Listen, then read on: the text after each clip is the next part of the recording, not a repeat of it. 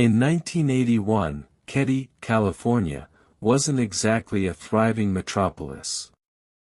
It was a small railroad town tucked into the Sierra Nevada mountains in Plumas County, with a population barely over 100 people.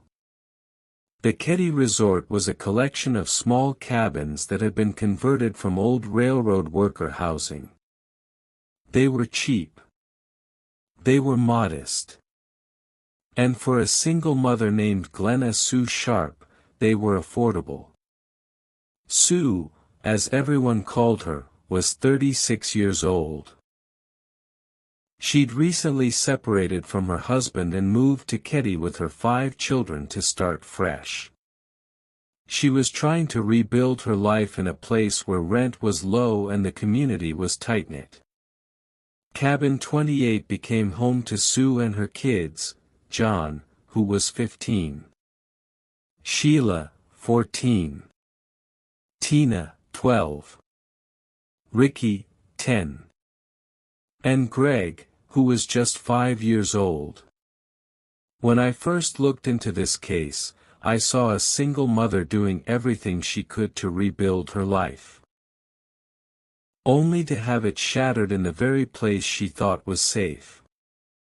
On April 11, 1981, Sheila, the 14-year-old daughter, wasn't home.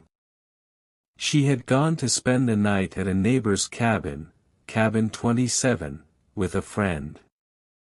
The 2 younger boys, Ricky and Greg, had a friend over named Justin Smart. The 3 of them were sleeping in the bedroom at the back of the cabin. Sue was in the living room with her son John and John's friend, Dana Wingate, who was 17. At some point in the darkness, someone entered Cabin 28. What unfolded in that living room was so intense and chaotic that investigators later described it as one of the most disturbing scenes they had ever encountered. Sue Sharp, John Sharp, and Dana Wingate were all found in the living room the next morning.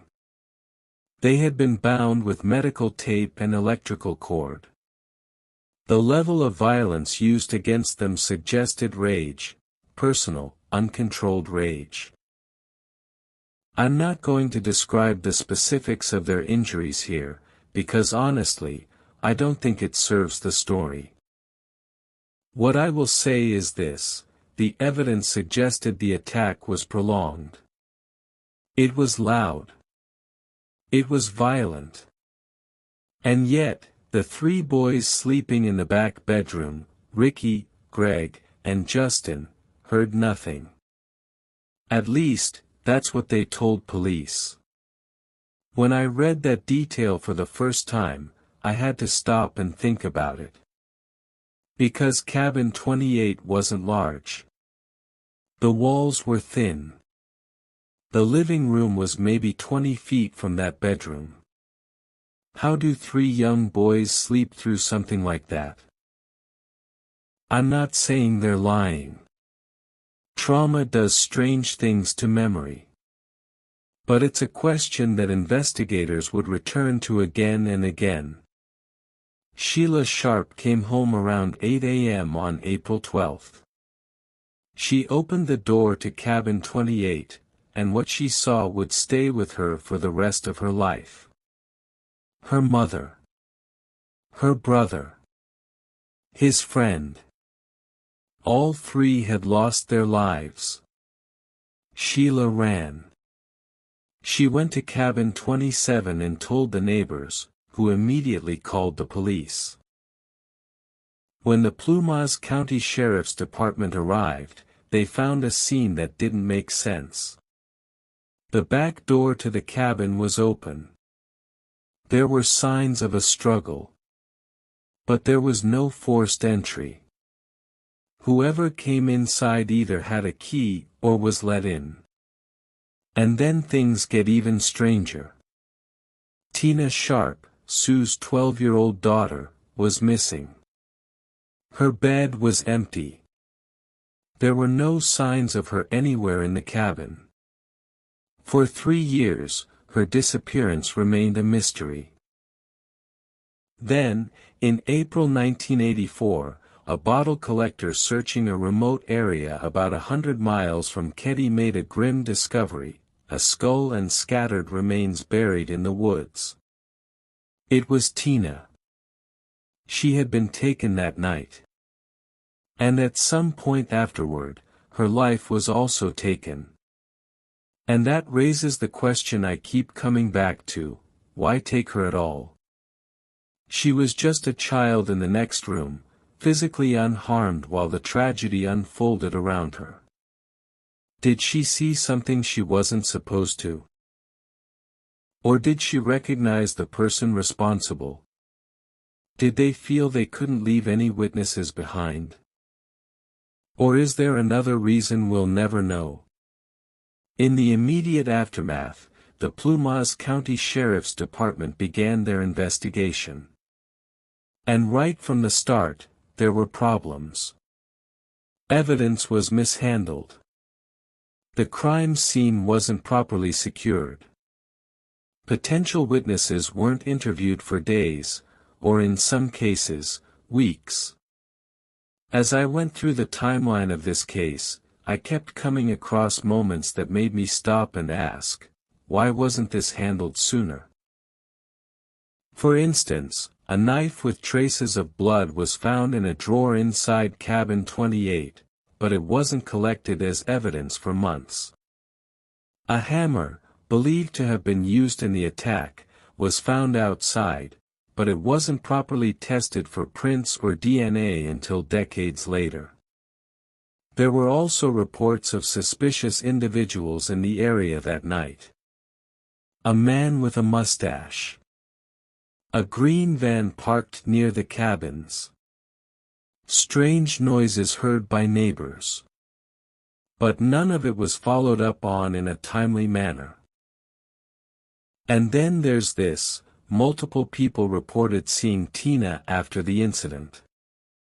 There were sightings of her in the area, with unknown adults, in the days following April 12. Were those sightings real? Were they mistaken identity? We'll never know, because investigators didn't take them seriously at the time. It's hard not to feel like this case was solvable. Like if the investigation had been handled differently from day one, we might actually know what happened. So, who did this? Over the years, several names have surfaced. Some were investigated.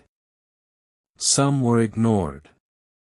And some were only taken seriously decades later, when it was already too late. Let me walk you through the ones that stand out to me. Martin Smart. Martin Smart was a resident of Keddie. He lived in cabin 26 with his wife, Marilyn, and their son, Justin, the same Justin who was sleeping in the back bedroom of cabin 28 that night. Martin had a known history of violent behavior. He had anger issues. He drank heavily. And in the months leading up to the incident, his marriage was falling apart. Here's what makes Martin stand out to me. Shortly after the incident, a letter was found where Martin wrote to his wife, "I've paid the price of your love and now I've bought it with 4 lives." But here's the thing: when investigators found this letter, they didn't arrest him. They questioned him, and then they let him go. Martin Smart passed away in 2000. He was never charged. Personally, I've always found it hard to look past that letter. Yes, it's not a full confession. Yes, it's vague in places.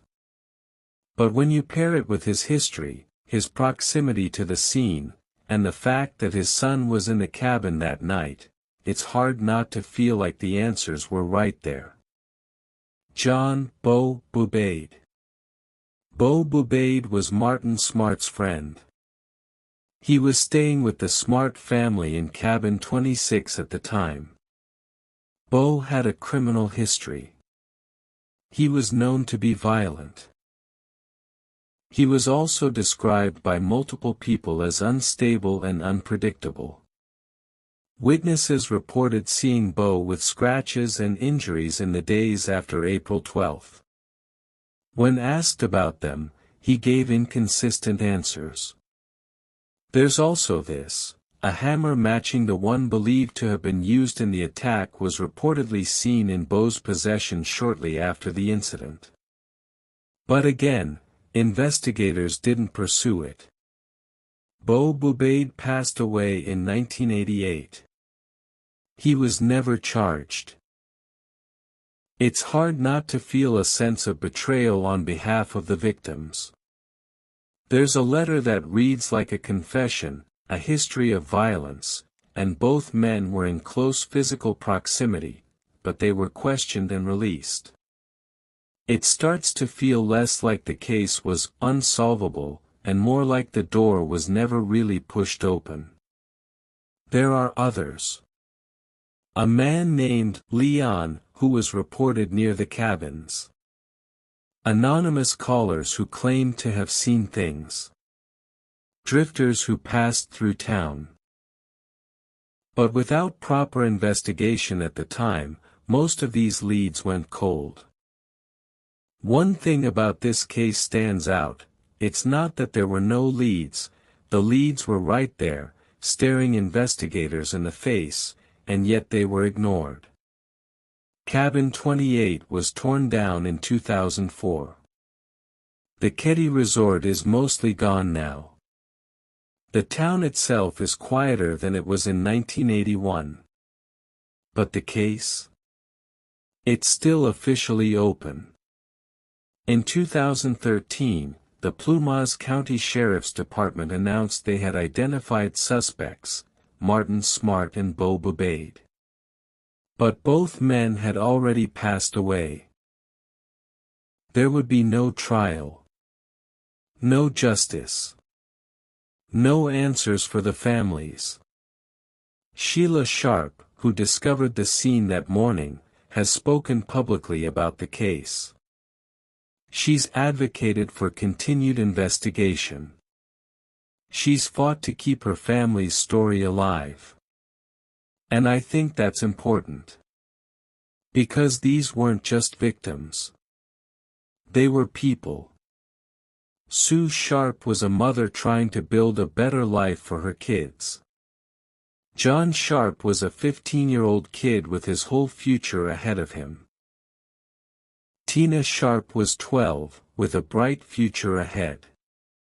Dana Wingate was 17. He was just a friend who happened to be in the wrong place. They deserved better. They deserved an investigation that took them seriously. They deserved justice. And more than 40 years later, they still haven't gotten it.